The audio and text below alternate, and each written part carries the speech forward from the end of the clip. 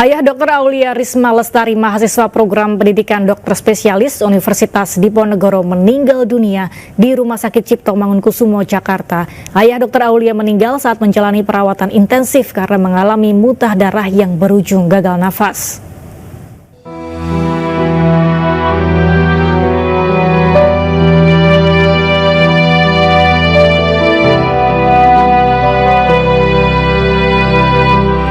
Ayah Dr. Aulia Risma Lestari, mahasiswa program pendidikan dokter spesialis Universitas Diponegoro, meninggal dunia di Rumah Sakit Cipto Mangunkusumo, Jakarta.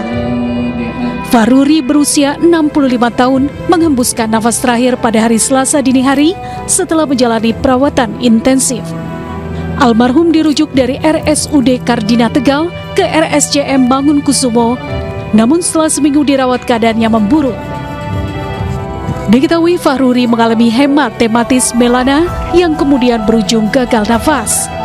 Faruri meninggal sempat mengalami drop setelah mengetahui sang anak yang menjadi PPDS anestesi di Rumah Sakit Karyadi meninggal dunia.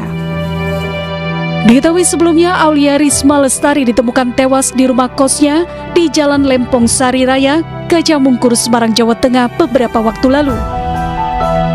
Kematian korban diduga mengeluhkan rasa sakit jika kelelahan saat bekerja lantaran korban memiliki riwayat penyakit saraf kejepit.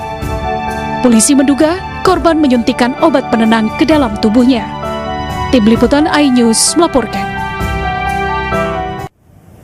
Sebelumnya diketahui bahwa seorang dokter muda mahasiswi PPDS Kedokteran Undip Semarang, Jawa Tengah ditemukan tewas di kamar kosnya. Hal itu membuat ayahnya terpukul hingga jatuh sakit dan meninggal.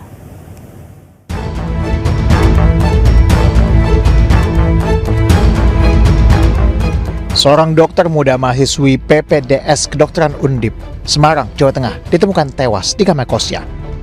Saat olah TKP, polisi menemukan sejumlah obat-obatan dan buku harian korban yang berisi keluhan karena mendapatkan tekanan dari para seniornya. Menurut polisi, diduga korban menyuntikkan obat penenang ke tubuhnya. Polisi juga masih berkoordinasi dengan Undip Semarang dan RSUP Dr. Karyadi untuk menyelidiki kasus ini. Sementara pihak Undip Semarang membantah korban mendapat perundungan sebelum ditemukan tewas. Dari hasil investigasi internal kami bahwa itu tidak benar, ya, jadi bukan dari perundungan. Menteri Koordinator Bidang Pembangunan Manusia dan Kebudayaan Muhadjir Effendi buka suara terkait kasus ini. Muhadjir mengatakan pendidikan yang diberikan senior harus menggunakan cara yang beretika dan meminta setiap organisasi profesi untuk tidak menerapkan praktik senioritas.